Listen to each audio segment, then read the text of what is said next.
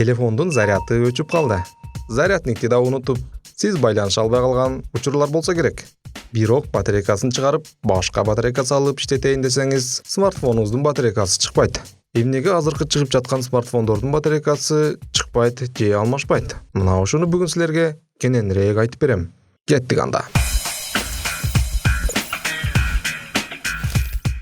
Негизинен смартфондордун ичинде батарейкасын чыгарса болот, бирок ал бышык клейленип, телефондун корпусуна катырылган. Аны атайын инструменттер менен чыгарып алса болот, бирок смартфонуңузду сындырып алышыңыз толук мүмкүн.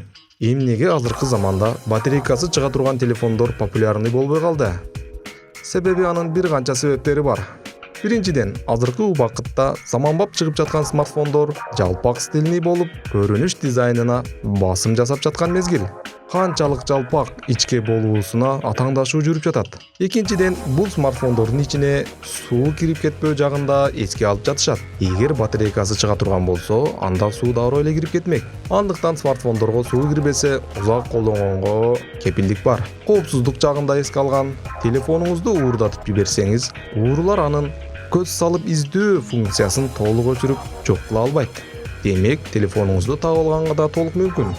Батарейкасы чыкпаган азыркы смартфондор сизге эле ыңгайлуу болбостон, телефон чыгарган компанияларга да ыңгайлуу. Анткени телефонуңуздун батарейкасы 24 айга чейин эле иштөөгө каралган.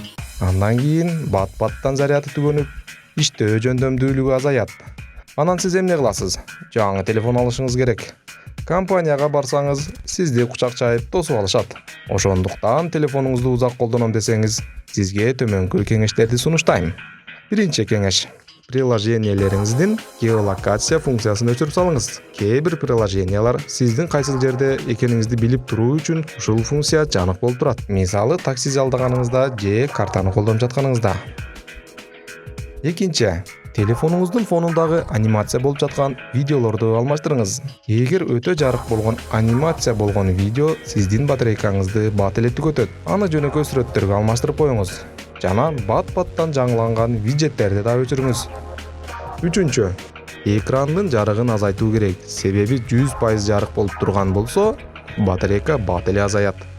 Төртүнчү: смартфонуңузду 0%га чейин зарядын түгөтпөңүз. Жана 100% да заряд толтурбаңыз. Дайыма 40% менен 80%дын ортосунда алып жүрүңүз. Бешинчи: Wi-Fi менен Bluetooth'ду колдонбосоңуз, өчүрүп коюңуз. Бул да батарейкаңыздын узак колдонушуна жардам берет. Алтынчы: push кабарлоо функциясын өчүрүңүз. Анткени телефонуңуз иштей турган мезгилде push кабарлоо жанган сайын экран жанып, батарейканын кубатын азайтат. Жетинчи: смартфонуңузду өтө ысык жана суук температурага койбоңуз. Анткени бул батарейкага терс таасирин тийгизет. Көпчүлүгү ысыктын күнүндө автоунаанын ичинде калып кеткен, же болбосо жатаарда подушканын астына киргизип коебуз. Бул зыян, кышында да суукта калтырбаш керек. Сегизинчи: телефонуңуздун автоблокировка болгон убактысын азайтыңыз. Көпчүлүгүңүздөрдүкү 1-2 минуттардан кийин кулданат, анан экран өчөт. Бул убакытта батарейканын кубаты азаят. Мен айткан нерселер баары кызыктай угулуп жатканы менен, сиз ушул нерселерди колдонсоңуз, смартфонуңуздун кубаттуулугун сактап, узак мөөнөткө чейин колдоно аласыз. Эгер пайдалуу маалымат алдым десеңиз, лайк басып, бөлүшкөндү унутпагыла достор. Сиздер менен Супер Булак каналы келечек башталды достор.